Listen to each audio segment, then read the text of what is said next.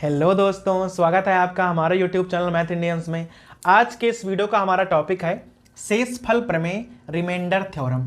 भाई इस थ्योरम के अंतर्गत आपको हम पढ़ाएंगे कि बड़े बड़े सवालों में भाई आप बिना कोई मेहनत किए और भाई बड़ी ही आसानी से शेषफल कैसे ज्ञात कर पाओगे। भाई कोई भी सवाल हो, अगर आप इस थ्योरम का भाई यूज करने वाले हो, जो हम आपको ट्रिक्स बताने वाले हैं, तो भाई उसका प्रयोग करके आप बड़ी ही आसानी से शेषफल को भाई ज्ञात कर पाओगे। ठीक है, तो भाई चलिए शुरू करते हैं हमारा आज का वीडियो, शेषफल प्रमेय रिमाइंडर थ्योरम।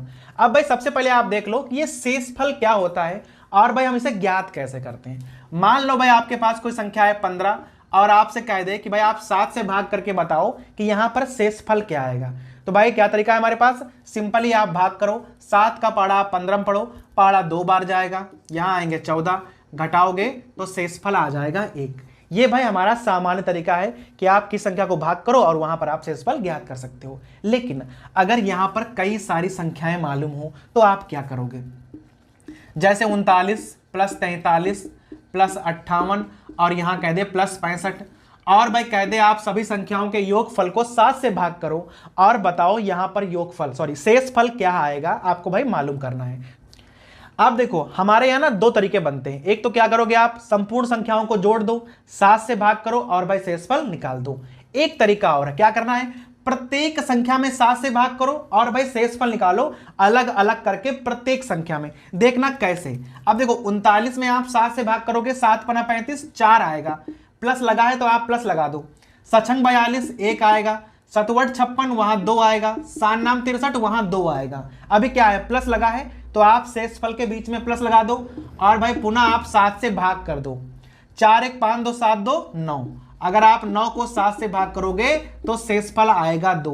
आप देखना सवाल कितना आसान हो गया है। हमने भाई संख्याओं को जोड़ा भी नहीं, ना कोई भाग बढ़ी हुई और बड़े ही आराम से शेषफल आ गया। तो भाई इस प्रकार से ना आप शेषफल से खेल सकते हो, प्रत्येक संख्या में अलग अलग भाग करो, शेषफल निकालो और भाई लास्ट में आप उत्तर ज्ञात कर सकते हो। अगर यही संख्याएं हमारे पास गुणा में लिखी हूं, ध्यान दीजिएगा।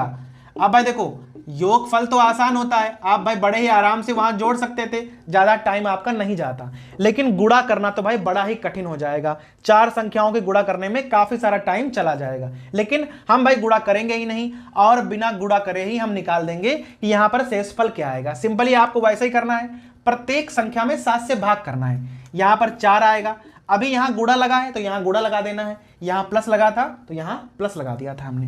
देखो 1 आएगा, फिर 2 आएगा और फिर 2 आएगा। संख्याएं तो वही वाली हैं, बस वहां प्लस था और यहां गुणा करनी है। देखो 4 1 कम 4 दूनी 8 दूनी 16, यहां आएगा 16/7, 7 दूनी 14 और भाई हमारा शेषफल 2 ही आ जाएगा। तो देखा ना, हमने यहां योगफल किया था फिर भी भाई शेषफल आ गया, ना हमने यहां गुणा करी और भाई फिर भी हमारा शेषफल बड़ी ही आसानी से आ गया। तो भाई इस प्रकार से ना आपको और भी ट्रिक सीखनी पड़ेंगी और भाई आप बड़ी आसानी से शेषफल निकाल पाया करोगे। अब भाई मान लो कि आपके पास कोई सवाल इस प्रकार से लिखा हुआ है, ठीक है, 10 की पावर 1 है, 2 है, 3 है, लगातार चलते चले जाओ और भाई लास्ट में आएगी 10 की पावर 10। आपको भाग करना है 6 से और भाई बताना है यहां शेषफल कितना आएगा। 10 की पावर 1 से स्टार्ट किया है, 10 की पावर 10 तक गए हैं, संख्याएं योग में लिखी हुई हैं, 6 से भाग करना है, योगफल बताना है। देखो बड़ा ही सिंपल रहेगा, अगर आप 10 को 6 से भाग करोगे तो भाई 4 आएगा शेषफल। इसी प्रकार 10 की पावर 2 अर्थात अगर 100 को 6 से भाग करोगे तब भी 4 ही आएगा। अर्थात भाई क्या है, अगर आप 10 की पावर 3 को 6 से भाग करोगे तब भी 4 ही आएगा। अर्थात भाई अगर 10 की कोई भी पावर लिखी हो, अगर आप 6 से भाग करते हो तो शेषफल 4 ही आएगा। तो भाई ये संख्याएं 10 लिखी हैं तो इस प्रकार आपको 4 4 जो हैं वो 10 बार लिखने पड़ेंगे, जो कि प्लस में है तो 4 दामन 40, जो हमारा शेषफल है वो 40 आ जाएगा। और भाई 40 को आप 6 से पुनः भाग कर दो, 6 36 और लास्ट में हमारा शेषफल 4 ही आ जाएगा। देखो यहां पर ना हमने कोई भाई योगफल निकाला, ना घाते हल करी और भाई सिंपली आपका योगफल आ गया। तो भाई ये तो सामान्य सवाल थे शेषफल वाले। अब ना कुछ ट्रिक्स को देख लो जो कि भाई शेषफल प्रमेय के अंतर्गत आती हैं और भाई आपको ना काफी अच्छी लगने वाली हैं। भाई पहली ट्रिक देखना, अगर कोई संख्या कहीं पर इस प्रकार से लिखी हुई है, ध्यान देना, इस प्रकार से अगर कोई संख्या लिखी हुई है, जो संख्या ऊपर की है वो संख्या नीचे वाले से 1 ज्यादा है, कोई संख्या अगर इस प्रकार से लिखी है और ऊपर वाली संख्या पर कितनी भी घातें लगी हों, ठीक है, अगर संख्या इस प्रकार से लिखी है तो शेषफल जो है हमेशा 1 आएगा। ऐसा कब होगा? जब ऊपर वाली संख्या 1 ज्यादा होगी। ठीक है, इस प्रकार के जो उदाहरण है आपको हम आगे बताएंगे। अब इसका अगर जस्ट उल्टा लिखा हो कहीं पर, जैसे इस प्रकार से लिख दे, यहां आप पावर लगा दो। ठीक है, अब ऊपर वाली जो संख्या है वो नीचे संख्या से 1 कम है, या भाई कह सकते हो जो संख्या नीचे है वो 1 ज्यादा है। तो यहां पर क्या होगा? यहां पर भाई आपके पास 2 कंडीशन आ जाएंगी। ठीक है, एक होगी अगर जो हमारे पास घाते हैं वो सम है, और एक होगी अगर घाते विषम है। तो अगर घाते सम है तो शेषफल आएगा 1, और अगर घाते विषम है तो शेषफल आएगा a। अब भाई यहां ना एक बात का ध्यान रखना, जो ये a है ना, ये हमने ऊपर से नहीं लिख दिया है, हमने हर में से 1 घटाया है, तब हमें ये a प्राप्त हुआ है। अब भाई आप सोचोगे कि ये ऊपर वाला ही तो a है, इसमें डिफरेंस क्या है? लेकिन आगे आपको हम उदाहरण बताएंगे, वहां पर भाई क्या होगा? डिफरेंस क्रिएट हो जाएगा। तो आपको समझना है कि नीचे वाली संख्या में 1 घटाकर जो आएगा वो यहां पर शेषफल होगा। अगर घाते विषम है तो, घाते सम है तो सीधा आप 1 लिख सकते हो। अगर ऊपर वाली संख्या 1 बड़ी है तो आपको कुछ सोचना ही नहीं है, घाते चाहे कैसे भी हो शेषफल हमेशा 1 ही आएगा। अब ना इस पर आप कुछ उदाहरण देख लो, ध्यान से देखिएगा। अगर कहीं पर लिखा हो 8 की पावर 98 और भाई कह दे आप 7 से भाग करो, तो देखो ऊपर वाली संख्या 1 बड़ी है तो आपको कुछ सोचना नहीं है, सिंपल भाई 1 शेषफल आएगा। ठीक है, घाते चाहे कैसे भी लिखी हूं। लेकिन अगर यहीं पर कह दे 8 की पावर 98 और भाग करना है आपको 9 से, अभी क्या है? जो हर है वो 1 बड़ा है। अगर हर 1 बड़ा है तो आपको देखना है घाते अगर सम है, यहां सम है तो आएगा 1। लेकिन अगर घाते आप विषम कर दोगे, इस प्रकार से अगर कर दो भाई, देखो यहां पर घाते क्या हो गए? घाते हो गए विषम। तो क्या करोगे आप? 9 में से 1 घटाओगे, वो आएगा आपका शेषफल। तो भाई शेषफल आएगा आपका 8। समझ में आ गया? अगर ऊपर वाली संख्या 1 बड़ी है तो घाते चाहे कितनी भी लगी हो, आपको भाई सिंपली लिख देना है कि शेषफल 1 आएगा। अगर नीचे वाली संख्या 1 बड़ी है, ठीक है, तो सम में 1, विषम में नीचे वाली संख्या में 1 घटाकर आपका शेषफल आएगा। अब भाई यहां पर आपको ध्यान देना है कि जो ये वाली ट्रिक है ये केवल ऐसे ही काम नहीं करती है, इसके अलावा भी काम करती है। देखना कैसे? अगर कहीं पर इस प्रकार से लिखा हो, जैसे कह दे वहां पर भाई 15 की पावर 98 और यहां कह दे 7।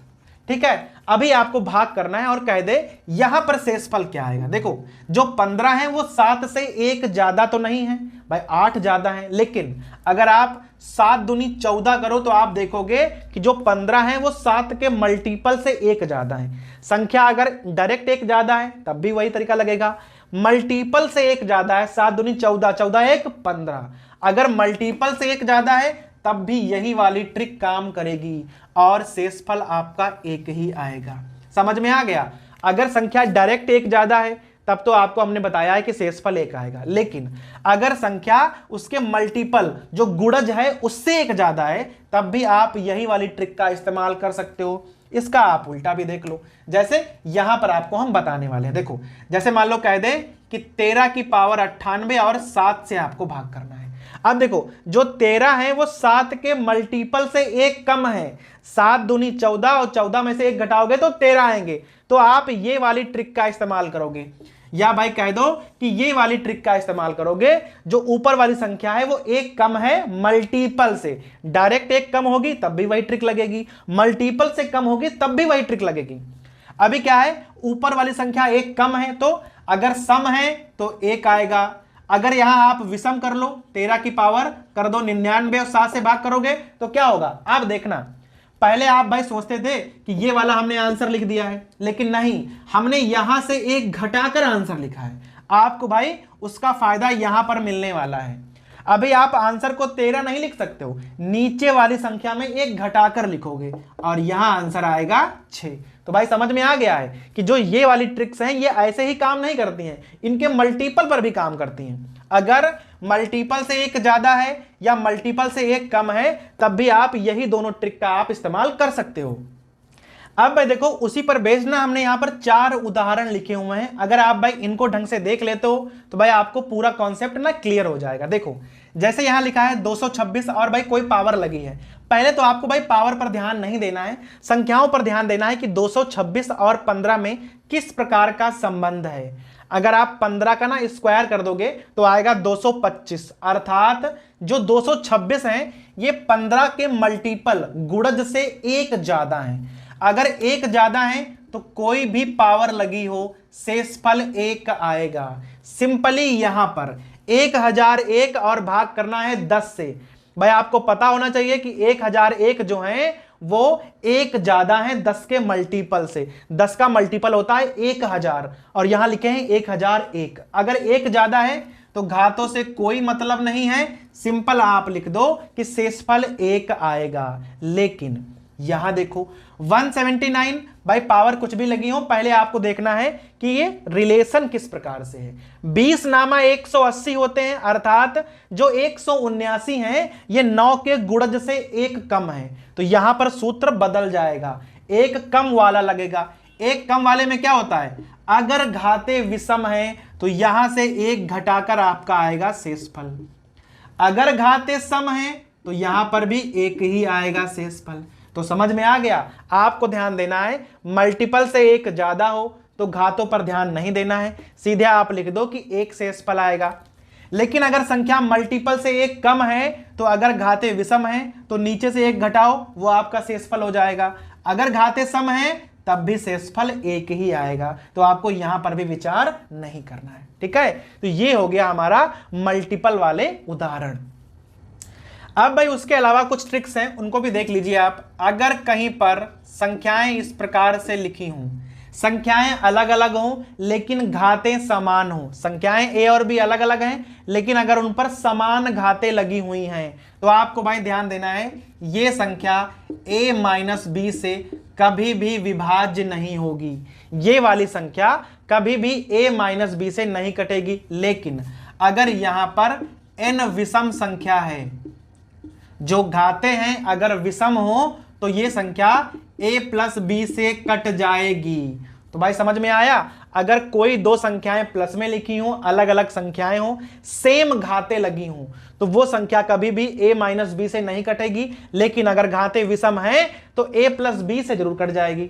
अब अगर यहां माइनस लगा हो, इस प्रकार से अगर लगा हो तो भाई क्या बन जाएगा, दो संख्याएं हैं वैसे सबको लिखा हुआ है, यहां पर प्लस था और यहां पर आ गया है माइनस। अब देखना अगर n सम है, अगर n सम है तो ये संख्या a प्लस बी से कट जाएगी। लेकिन अगर विषम है तो नहीं कटेगी। अगर यहां पर n को आप विषम कर दोगे तो ये a प्लस बी से नहीं कटेगी और ये वाली संख्या a माइनस बी से हमेशा कट जाएगी, चाहे n सम हो या विषम हो, इससे कोई फर्क नहीं पड़ता है। तो ध्यान दिया आपने। अगर प्लस वाला सवाल है तो a माइनस बी से कभी नहीं कटेगा, लेकिन अगर माइनस वाला है तो a माइनस बी से हमेशा कट जाएगा। दूसरी बात, अगर प्लस वाला है तो n विषम होंगी तब कटेगा a प्लस बी से, अगर माइनस वाला है तो जब n सम होंगी तब कटेगा a प्लस बी से। तो भाई आपको ना ये सब याद करना पड़ेगा। और अब आपको बताएंगे इन पर बेस्ड सवाल किस प्रकार से आते हैं। अब देख लो, हमने यहां पर दो सवाल लिखे हुए हैं। पहला है 3 की पावर 27 प्लस 4 की पावर 27, 7 से भाग करना है और बताना है कि शेषफल क्या आएगा। अब देख लो, संख्याएं अलग अलग हैं और प्लस में लिखी हुई हैं। घाते कैसी हैं, घाते हैं विषम। अगर कहीं पर इस प्रकार से लिखा है an प्लस bn और n विषम है तो भाई हमने आपको बताया था ये संख्या हमेशा a प्लस बी से कट जाएगी। और यहां a प्लस बी क्या है, 3 प्लस 4, अर्थात ये वाली संख्या हमेशा 7 से पूरी कट जाएगी। और यहां आपसे पूछ रहा है कि 7 से भाग करने पर शेषफल क्या आएगा। अगर संख्या 7 से पूरी कट जाएगी तो शेषफल आएगा 0। ठीक है, समझ में आ गया। यहां पर आ जाओ, यहां देखो संख्याएं माइनस में लिखी हुई हैं। माइनस में रूल क्या होता है कि संख्या हमेशा a माइनस बी से तो पक्का कट जाएगी। तो 7 माइनस 4 अर्थात संख्या 3 से तो हमेशा कट जाएगी, चाहे कुछ भी हो जाए। दूसरी बात, अगर संख्याएं इस प्रकार से लिखी हैं और n जो है वो एक सम संख्या है तो ये वाली संख्या a प्लस बी से भी कट जाएगी। a माइनस बी से तो हमेशा कट जाएगी, लेकिन अगर n सम संख्या है तो a प्लस बी से भी कट जाएगी। a प्लस बी क्या होगा? 7 प्लस 4 11, अर्थात ये वाली संख्या 3 और 11 दोनों से कट जाएगी। तो ऑप्शन नंबर 4 सही होगा। अब भाई आखिर में ना एक दो और उदाहरण देख लो। जैसे लिखा है 3 की पावर 10 प्लस 5 की पावर 10। अब कह रहा है कि ये वाली संख्या किससे विभाज्य होगी। एक बात ध्यान देना, ये संख्या कुछ इस प्रकार से लिखी हुई है, ठीक है, और n का मान सम है। अगर n का मान सम है तो ये संख्या a प्लस बी से नहीं कटेगी, और भाई ये वाली संख्या a माइनस बी से तो कभी कटेगी ही नहीं, ऐसा हमने आपको बताया है। तो भाई इस प्रकार से तो ये संख्या कभी कटेगी ही नहीं, क्योंकि यहां पर घाते सम है। तो आप क्या करोगे? आप चाहो तो घातों को विषम कर सकते हो। 3 का स्क्वायर क्या होगा? 9, 9 की पावर 5 आप इसे लिख सकते हो। 5 का स्क्वायर क्या होगा? 25, आप इसे 25 की 5 पावर भी लिख सकते हो। अब देखो, जो घाते हैं वो विषम हो गई। अगर घाते विषम हो गई हैं तो ये संख्या a प्लस बी से कट जाएगी। 25 9 34, अर्थात ये वाली संख्या 34 से विभाज्य हो जाएगी। यहां पर आ जाओ, लिखा है 1 क्यूब 2 क्यूब 3 क्यूब, ऐसे करके आपको 1000 क्यूब तक जाना है। संख्याएं प्लस में लिखी हुई हैं, 4 ऑप्शन है। कह रहा है किससे विभाज्य होगी। देखो क्यूब वाली संख्याएं अगर लिखी हैं तो भाई इनका योगफल क्या होता है? योगफल होता है n प्लस 1 अपॉन 2, और भाई यहां कर दो आप सीधा होल ऑफ स्क्वायर। n का मान है 1000, तो यहां हो जाएगा 1000, n प्लस 1 क्या हो जाएगा? 1001, और भाई 2 से भाग करना है और यहां कर देना है होल ऑफ स्क्वायर। अब जरा बताओ 1000 जो है वो 10 से कट जाएंगे। क्लियर हो गया ना? जो 1001 हैं ये 7 11 और 13 तीनों से कट जाते हैं। अगर आप 1001 के गुणनखंड करोगे तो भाई कुछ इस प्रकार से गुणनखंड आते हैं, ठीक है। तो ये संख्या 3 से कट जाएगी, ये संख्या इससे कट जाएगी, अर्थात जो पूरी संख्या है ये भाई चारों ही ऑप्शन से कट जाएगी। तो जो हमारा योगफल होगा वो 7 11 13 और 10 सबसे कट जाएगा, ठीक है भाई। तो इस प्रकार से ये हमारा शेषफल प्रमेय का पहला पार्ट है। अगले वाले पार्ट में आपको हम घात वाले सवाल पढ़ाएंगे, जिसे हम हल करेंगे यूलर वाली प्रमेय से।